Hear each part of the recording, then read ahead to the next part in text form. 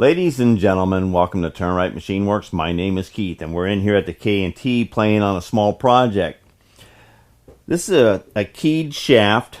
This happens to be a piece of this. It was originally made out of steel, and it's extremely rusty, and this side here is still in pretty good shape, but this is all eaten up. Diameters are lost and all of that. And it had two steel keyways stuck in this end here. Now it has 4 keyways. 2 on that side, 2 on that side, and they're aligned with each other. We were asked to go ahead and manufacture these out of stainless steel, and we were given 2 hacked off pieces of 2 3/4 inch boat shafting, Aquamet. And this happens to be 2 7/16. So we roughed out 2 shafts, plus or minus a half a thousandths there on the 2 7/16, and we kind of marked off where the keyways are going to go. Now, there's many ways that you can go ahead and clock the keyways into this, and I'm just going to go ahead and take you along on how I'm going to put 4 keyways in here in line with each other without a dividing head or a super spacer. All right, so let's bring you in a little closer, and I'm going to show you how I'm going to set this K&T up to do this. We got the Toby's gauge here. We got that set up, and we're going to go ahead and bring our cutter right up inside here.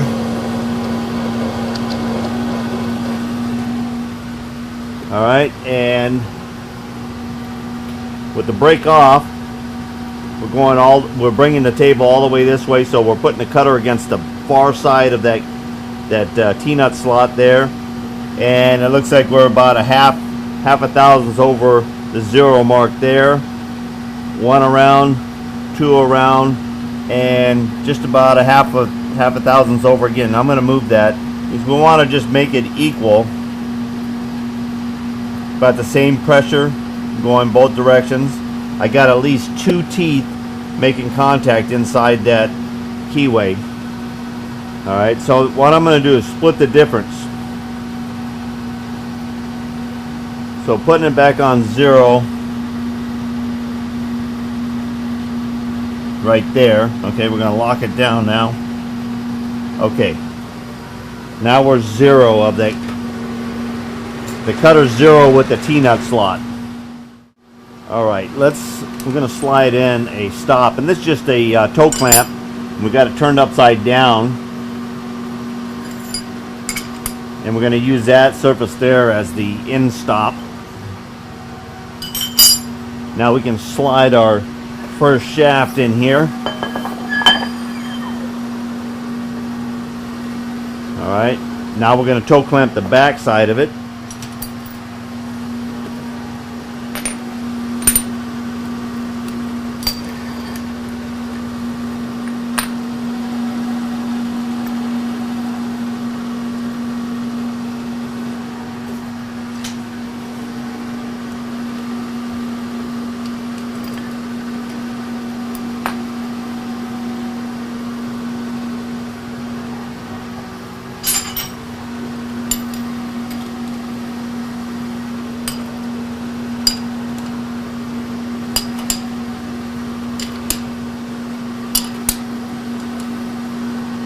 Okay, now we're going to come on back towards our end. We're gonna measure precisionally over here 2 inches from the end, and we're going to put a Sharpie and a scribe mark right there, and that's where we're going to come down, and that'll be our start. We'll set our end 0 on our travel dial.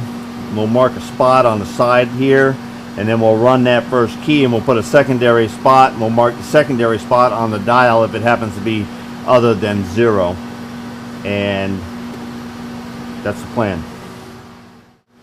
Okay, we go ahead and we put a little sharpen on here.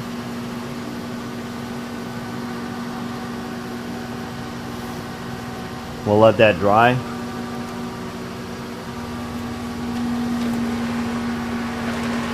A little bit on this side here.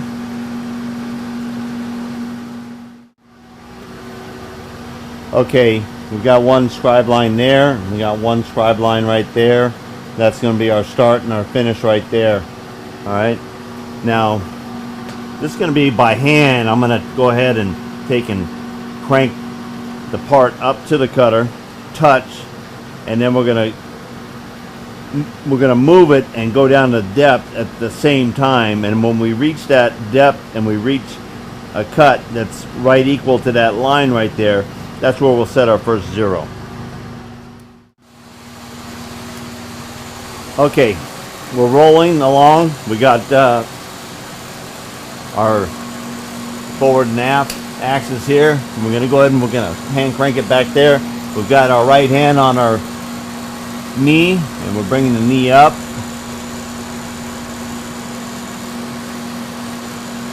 And we're just watching that bluing.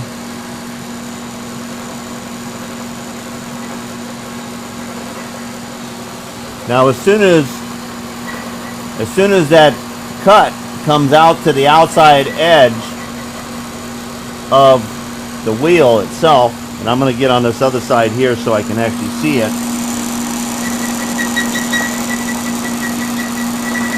Come all the way out to both sides. Okay, right there. All right, that's a 1/2 inch width. If we were to raise that up and measure across there, we're a 1/2 inch width on our key, and we're going to set that at 0. Our depth we checked on our keys is right around 5/16. Some of them are like 5/12, and then we got a couple that are 5/20 something.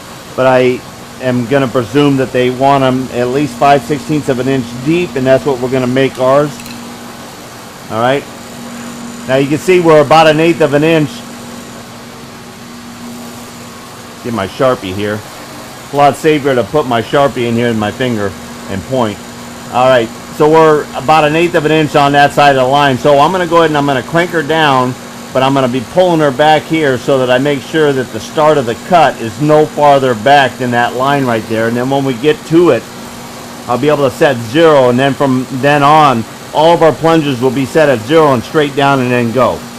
So it's only the first one here that we have to set our axis of travel to start.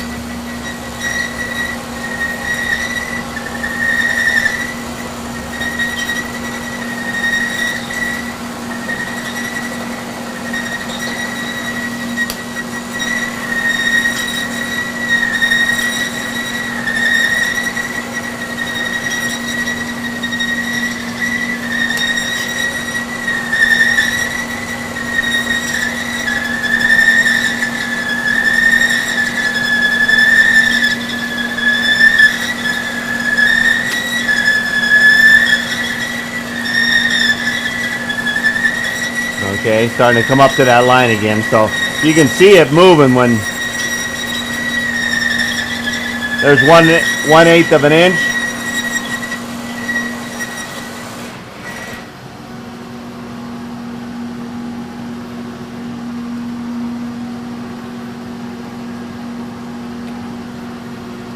One-eighth of an inch.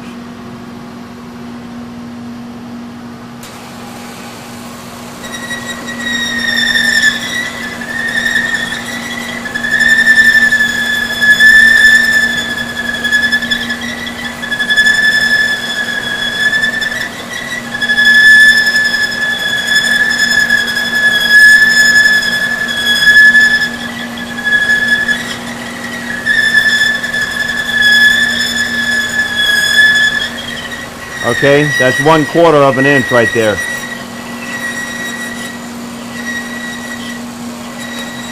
Okay, so we got 60, 65 to go.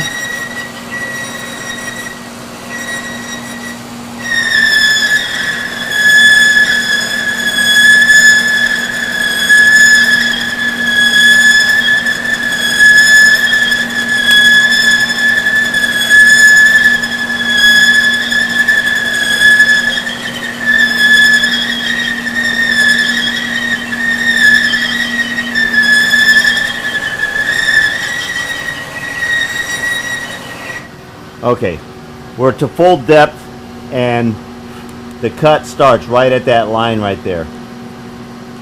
So now I'm going to go ahead and I'm going to set 0 on this end dial right here.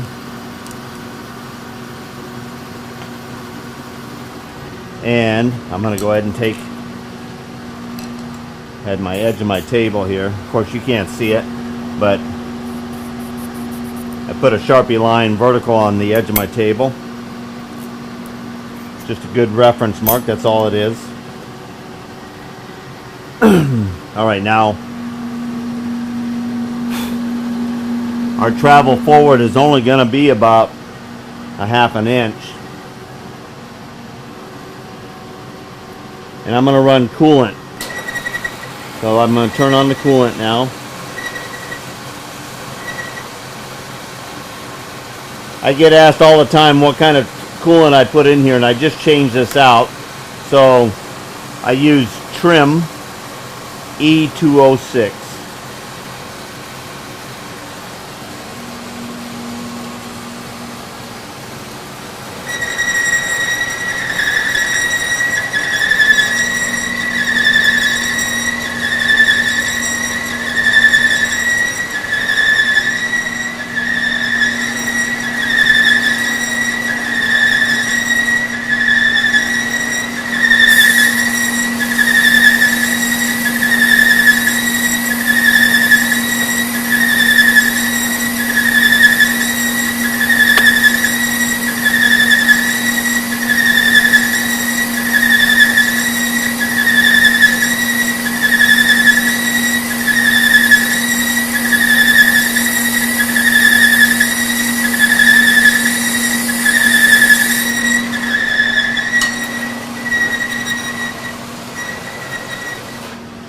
Okay, there's the end of our travel.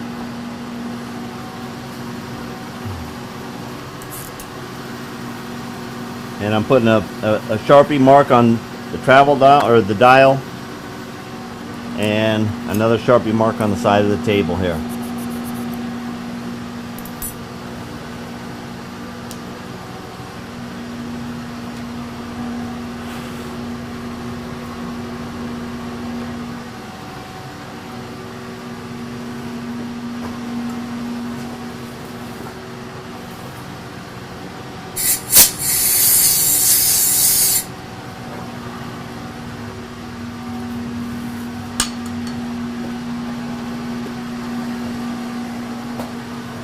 Alright, looks pretty close to what we got on the sample.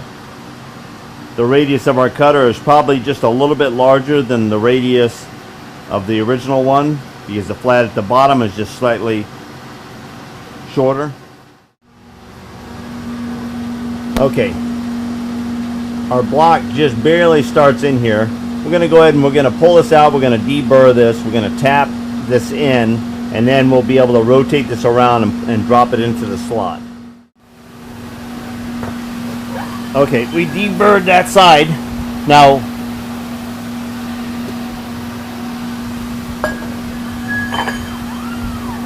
we came back in here, and you notice this is a 3-inch cutter here. We set it back up, and we came down in and we cleaned this because we wanted that to duplicate it as close as possible.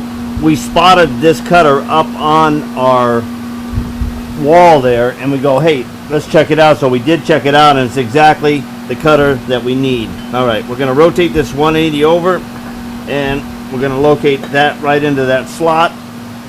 Now we're going to toe clamp it down, and we'll be able to duplicate that same key way on this side here.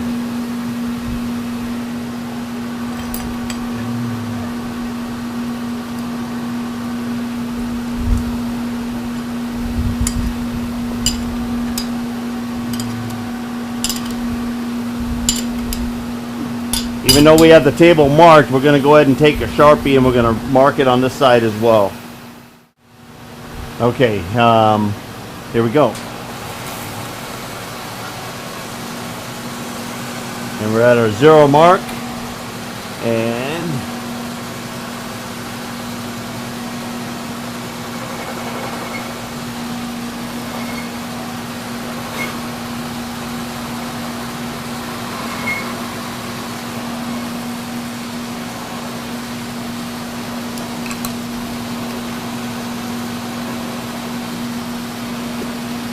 okay, I'm just double checking and setting 0 on my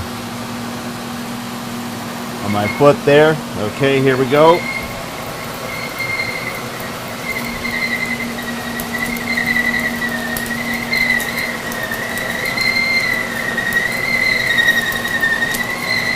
There's an 8.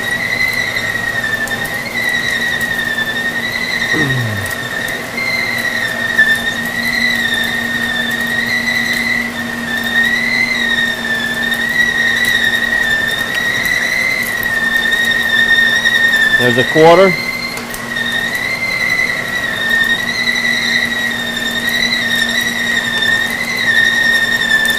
And we just need another 1/16 of an inch. And there we are there. Okay, and we're good. We're close to our mark there. Within 20 thousandths of our mark. That's good.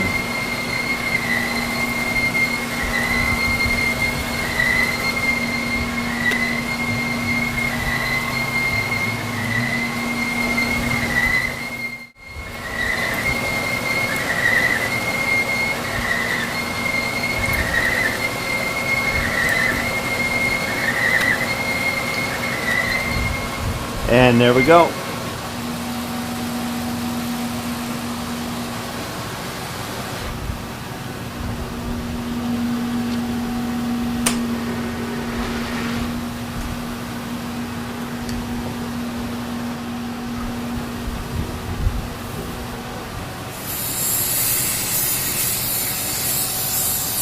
Okay, we're going to double check on that depth, and if that's good, we're going to pull it out, and then we'll go ahead, put our other shaft in.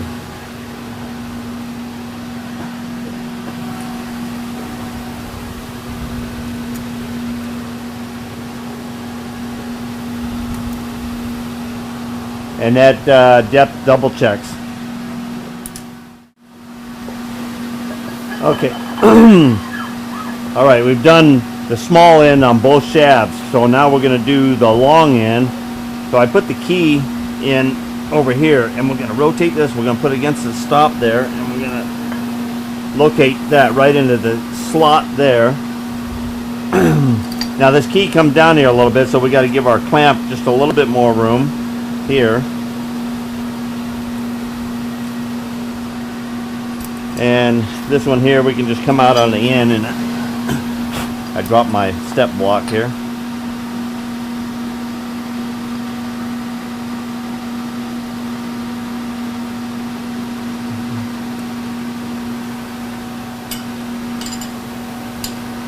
There we go.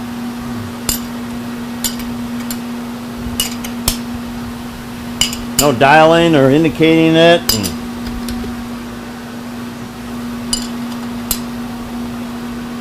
Okay, I got to take a measurement and make sure that I got the right lines here and here. All right, let's bring her on up. Okay, and all right, we got coolant. There it comes. All right. All right, just touching. There's our 0.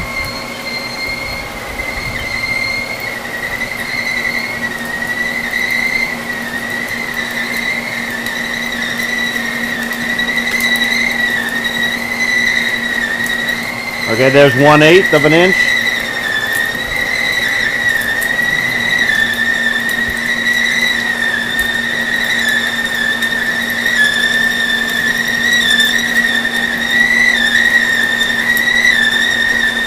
There's a 1/4 inch.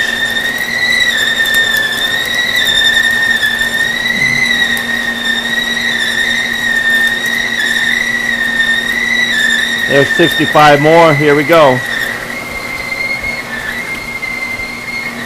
Okay, all we got to do is take it to that line.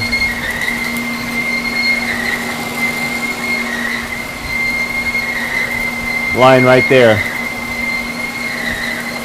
I don't want to brush it with the brush because it will take, this coolant does take a little bit of Sharpie off when it gets irritated.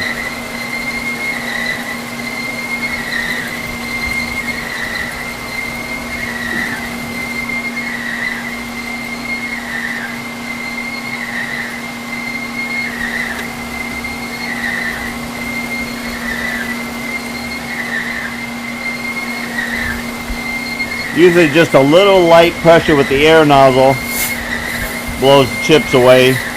And you can see, if you hold it just lightly there, you can come right to the edge of your mark or your line and have a visual all the way.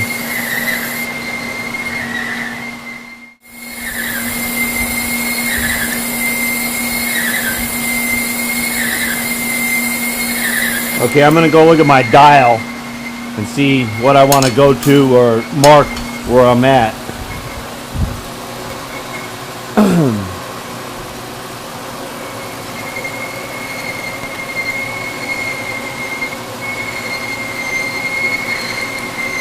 Okay, I'm gonna mark right there because I'm pretty sure where we want to be, and mark my table again.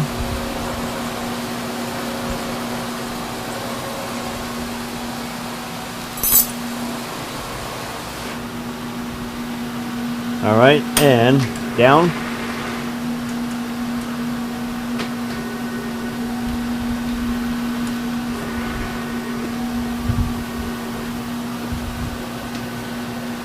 Okay, and back to 0. Okay, we're locked down, we're ready to go. We're gonna vacuum this up. That's pretty close to being right on the line right there. I like that. We're gonna hold that spot.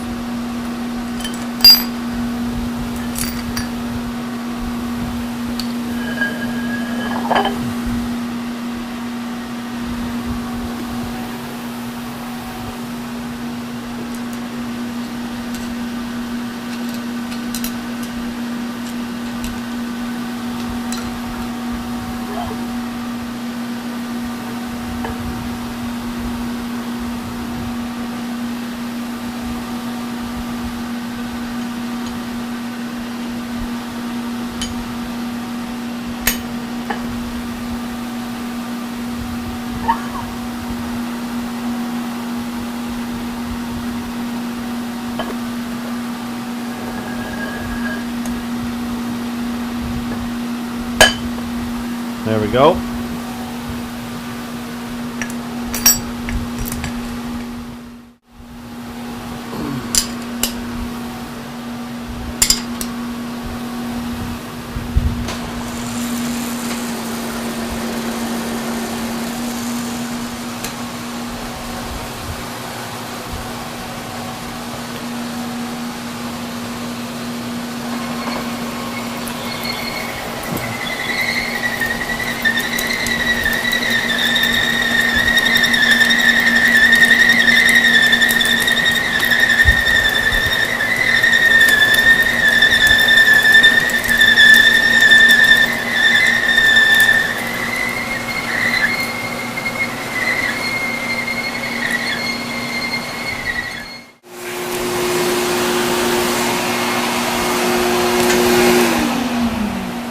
Okay, that's the last key, and here's our wrench. We're going to deburr that, and then we got to move on to another part of this job, but we're going to be leaving you with those thoughts for aligning keyways.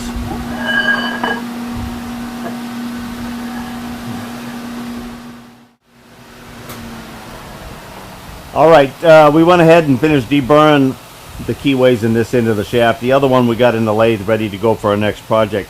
But I just wanted to bring you in and kind of show you our simple way of clocking keyways in a shaft, just using the mill itself and a little aid that can quickly be milled in the Bridgeport or another machine itself. So anyhow, there you have it. Till next time, get her done.